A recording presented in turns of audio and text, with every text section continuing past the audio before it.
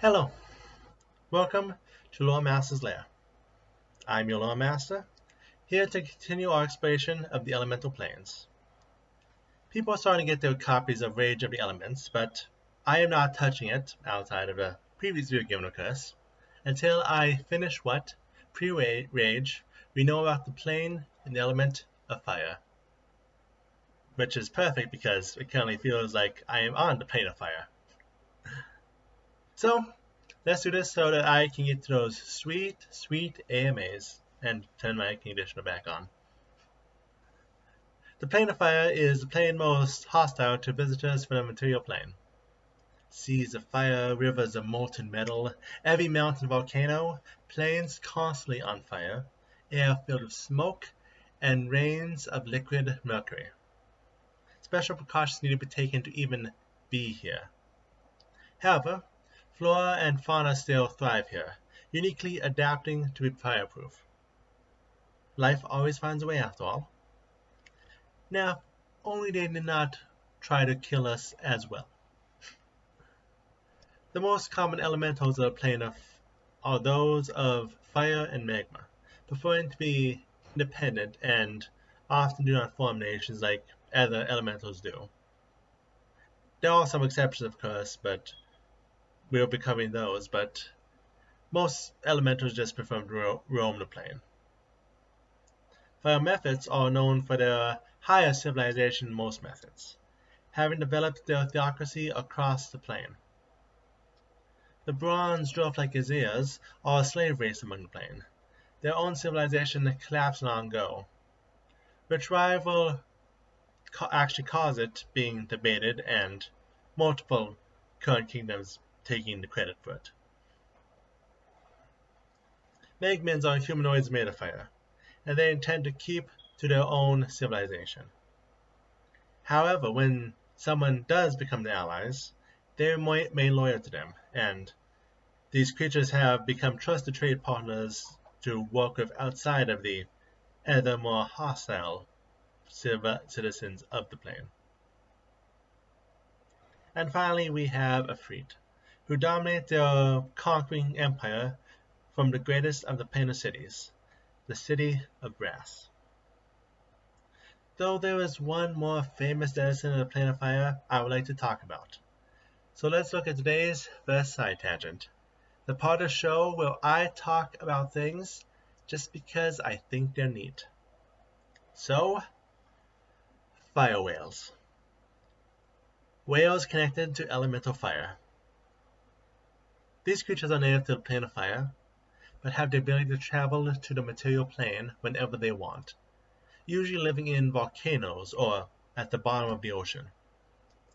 They survive by eating rocks, which the digestive system turns into gemstones, which is one reason people try to track these creatures down. But the reason I am talking about them is just because I like the big lugs. The Geniekin of fire are Mephrites, or Nari, according to our newest books.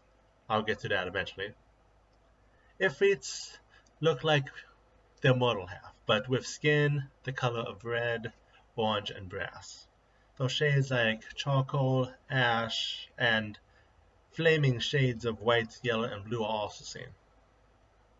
They prefer loose and breathable clothing so they can more readily move. Mephrites are the most mercurial of the Geniekin, always ready to rush in and always enjoying the greatest hobbies, whether fighting or dancing or something else to the fullest. Their Mephrites blood pushing them to act careless of others' opinions, which, saying both names back to back, makes me understand better why specifically titles changing their names, but again, we'll get to that eventually. Where powerful volcanoes like Droskos Crag and Mount Kaltafar are found, where cinders dance in the Cinderlands, and where people fight the cold and ice mark. That is where Mephrites can be found. Mephrites dwarfs resemble Azers, or whatever their new name is going to be. I'm still avoiding, so I haven't learned the new terms yet.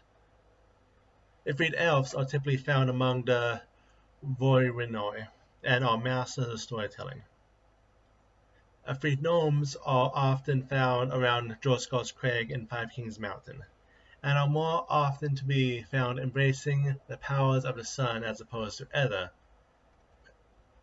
incarnations of the flame. Ifrit halflings have trouble sitting still, and will sometimes cause sparks to appear between their fingers on how fast they move them. Goblins have a love of fire, so it is no surprise the obsidian teeth and ash-coated Ifrit goblins are not the most unusual sights. For the lineages, bright souls can be born from celestial ancestors, giving a radiant fire glow. Likewise, those who are children of magma dragons find themselves lava souls. And as for location-affected births, those born in areas known for forest fires and the like tend to become cinder souls. To round out our last two deities, we start with Ymeri, Queen of the Inferno, Lord of deserts, fire, and volcanoes. She takes the form of a centaur, though the lower body is more that of a salamander, and she has multiple extra arms. Of course, she continues to plot domination of her rivals, the first of which is Idle Zul, of the Plane of Earth. As for her former rival, it was Ataria, the Lambert Prince, Lord of Fire, Purification, and Radiance. He takes the form of a multi-headed phoenix, and was devoted to bringing an end to evil before his imprisonment. The Plane of Fire is typically considered one of the hardest planes for visitors, but there are still ways for mortals to travel. First, we have airships, made of specialized material which allows it to survive the heat of the plane. All it takes is making the entire thing out of asbestos. For those who like the lungs, we have various flying mounts after the plane, though you usually have to deal with the creature's pride in addition to the money needed to rent. And of course we have magic, allowing one to use their magical sunscreen to resist the heat. But as always, a magic user can only spare so many spells. No place on a plane of fire is truly uninhabited. For example, well, I guess the places in between without any landmarks can be uninhabited, but as for important places, very few are uninhabited. For example, the Orphanos, or Obsidian Plains, is a wasteland of volcanic glass, with predators swimming beneath the surface ready to strike. And its oasis, Aurelidae, is filled with creatures called obsidian spiders, who are as happy to talk about art as they are to casually eat you.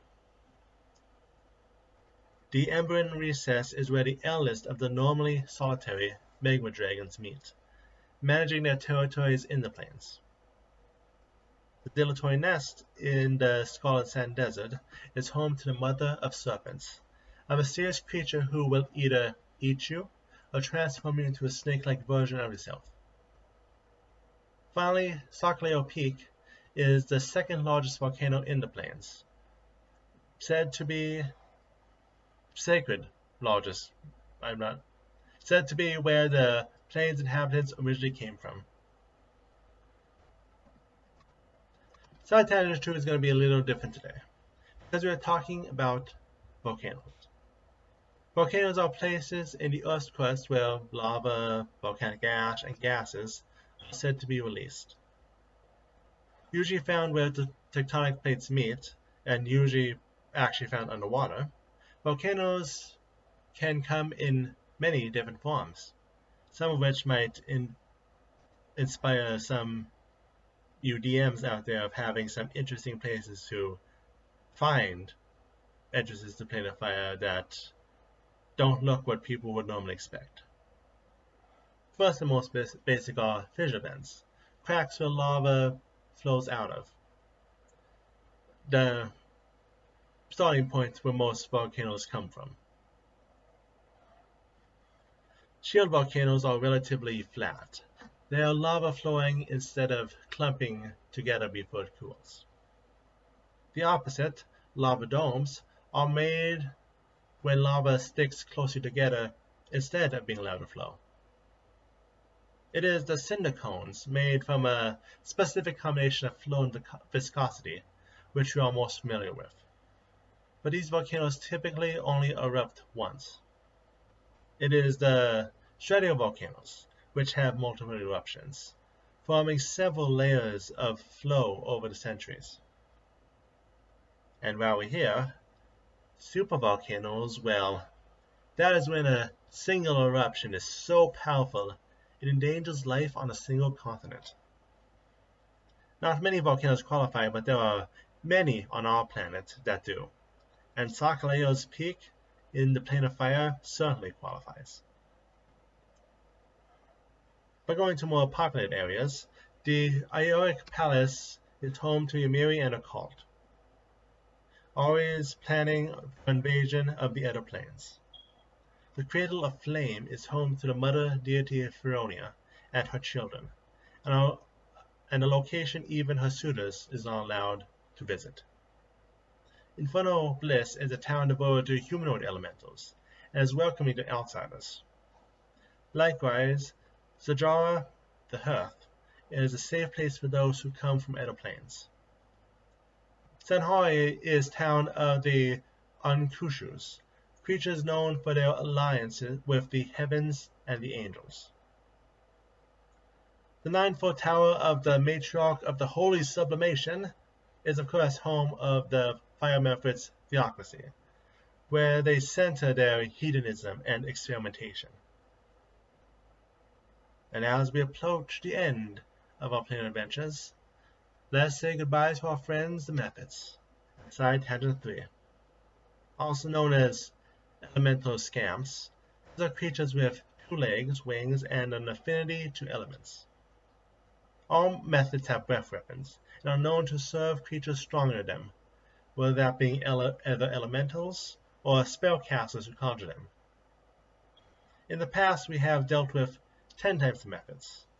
The pure elementals of fire, wind, earth, and water, as well as dust, ice, magma, salt, steam, and ooze.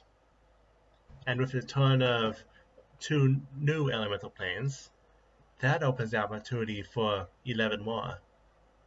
Though we'll have to read a certain book to check that out, of course. And finally, what you have all been waiting for, the City of Brass. Trade capital of the multiverse, largest star of the elemental planes. While Ifrit hate everyone else, they know how necessary trade is, so establish the town to be the focus of all kinds of trade, especially slave trade. The region is divided into 8 regions, plus the famed Great Bazaar. The outer world consists of the slave quarters, where all the slaves who live when they are not needed, the galley quarter, also known as the docks, the common quarter, where non-elementals can live comfortably, the burning quarter, where fire elementals live, and the mages quarter, where all the magic happens. The inner quarter, in addition to the Great Bazaar, has the temple quarter, where temples are built on lack of faith but love of showing off, and the noble quarter, where the nobles live. And for the clandestine, nobles are known to conduct business below the rocks in a place known as the lower quarter, where most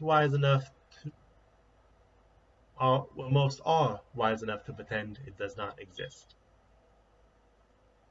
And finally, Side Tangent 4, where the power of fire is strongest on Galorian. Volcanoes. I mean, is anyone surprised? Specific mention of Droskar's Crag and Five Kings Mountain and Uslik's Mouth in Osirian. Speaking of Osirian, the Osirian Desert is the harshest desert in the Inner Sea region, and home to plenty of elementals, fire of course included. Finally, in the Darklands, in a location called the Cinderlands, stands the Flame Warren, home to warring natives to the Fire Plains, and a fire-enhancing runestones. And just like that, our planar journey comes to an end. I hope everyone is ready for all the changes to all of this coming with Rage of Elementals, and are as excited to compare everything as I am. Hey, do not judge my Saturday nights. Anyway, we still have a few gins we want out of the bottle, so look forward to examining a country next week. See you then.